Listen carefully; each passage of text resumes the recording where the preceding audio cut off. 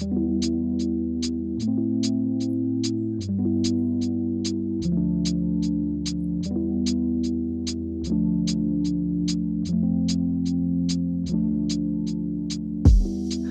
is my 91 Golf GTI. I bought it as a rolling shell of a friend who was parting it out after being a show car and started here.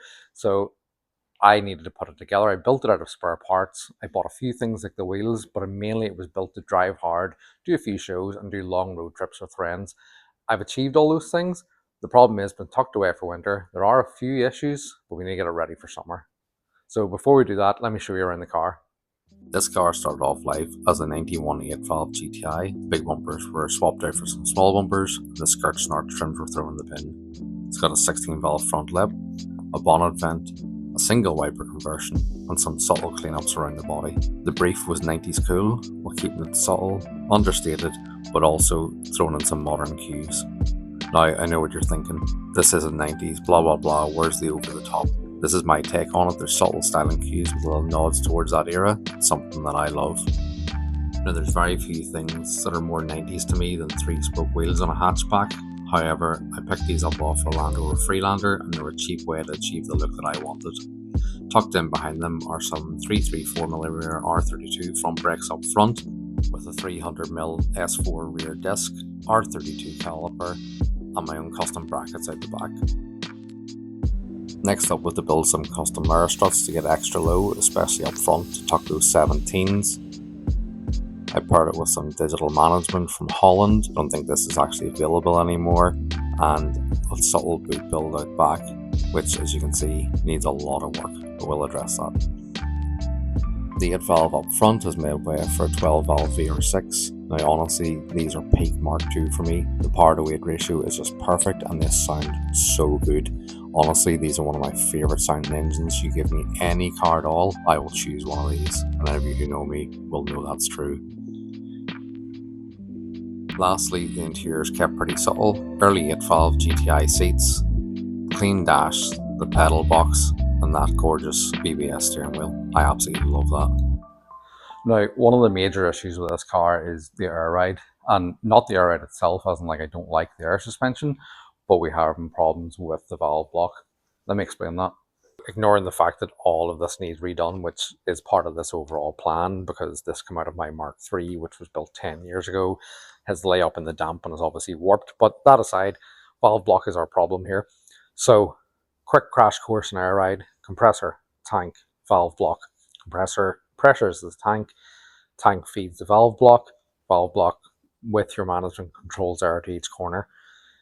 In this case, when I try to inflate, if I switch the digital controller to all 4 corners, if I try to inflate the front right bag, what's happening, we should hear a small click and that should raise, but here's what's happening. So I'm convinced that when this opens, the exhaust port is also stuck open, so the air takes path of least resistance and exits the valve block rather than inflating the bag. So why is this happening?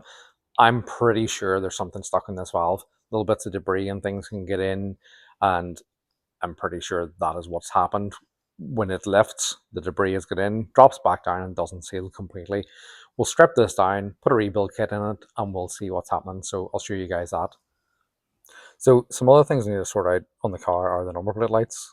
The main reason they aren't working is because they're here in my lap. Kind of hard to illuminate a number plate when they're not on the boot lid. They quit working. I think there's a short in them. I stripped the ring down, cleaned all the connectors before, and I'll show you guys refitting them. We'll do a few multimeter checks and make sure there's power going to them. In behind the steering wheel, the lower cowl, if you can see it in there, is missing. Something that's been bugging me for a while, so I'm going to get that sorted.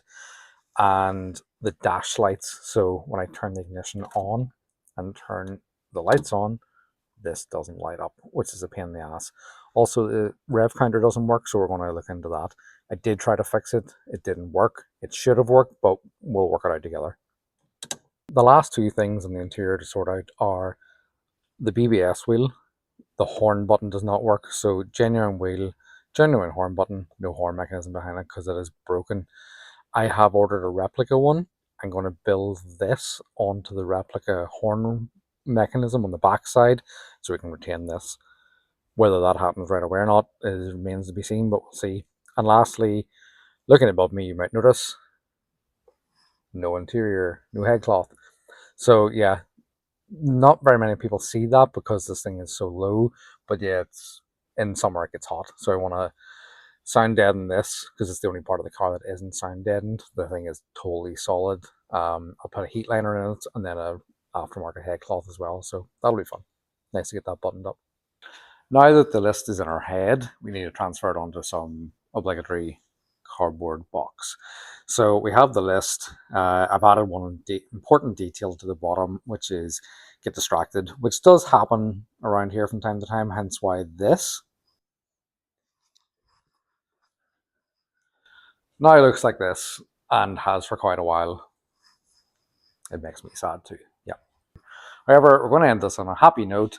We've got two things. We're going to fix one of these things on the list, and we're going to do a cold start on the VR and see what it sounds like. So let's sort out the number plate lights.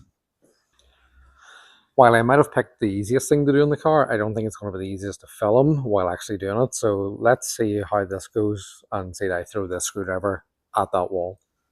These shorted out, I believe, when I took them out. They stopped working when I took them out. The lenses were full of water.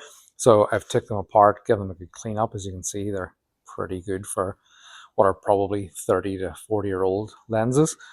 They have a few parts to them. Outer lens cover, then the bulb holder itself with the seal here, and then this clips up into here. And while I'm pretty certain that water ingress into the bulb itself is what blew it, because they were like a silvery blacky kind of color, which is never good for bulbs, as we know. I'm going to confirm that and make sure we have power using the multimeter. So we'll do that now. Our multimeter is set. I have it set for 12 volts.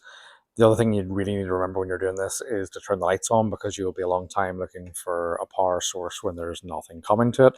So we take this. In this case, it's easier to go into the back of the plug.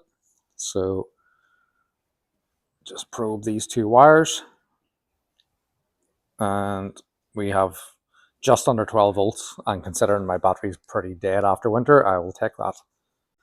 So the other thing you want to watch for in this is the lens has an orientation. So if you look here, the screw holes for them are offset to one side, so they'll only go on one way. So we will push these together, make sure our seal is fitted nice and tight on the back side so no more water gets in. It's always a good idea to remove the seal, rub a little grease around it like I did, and kind of like plump it out a little bit, because you actually want the seal to be making contact. Once we get this into position, which is an absolute nightmare, never mind recording it, we can see the screw holes. We are lined up and we're good to go.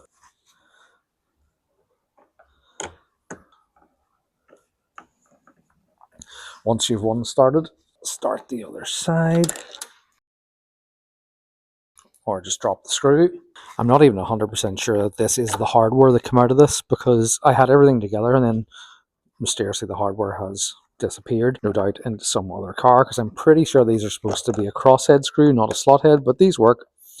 They're stainless, they actually fit, so we'll take that. And you just want to tighten both up as you go. Get that seal nice and square, nice and snug, and don't over tighten it or you will break the lens. Then we do a little test. You're going to have to tell me if that's working, because I can't see, and that's good. Now that that's done, let's have a look at the final result. So click them on, and here we go. Legal once again. Now, I will address something, because I'm sure a lot out there would say, why didn't you fit LEDs? And I will die on the hill of LEDs do not belong anywhere near a car built before 2000. Fight me in the comments. I have friends who will argue otherwise, but that's where I lie on it. So, while I did promise a cold start video, you're not getting a cold start video because my battery is dead. Rather than letting this thing lazily turn over, I got it fired up, and this is what it sounds like.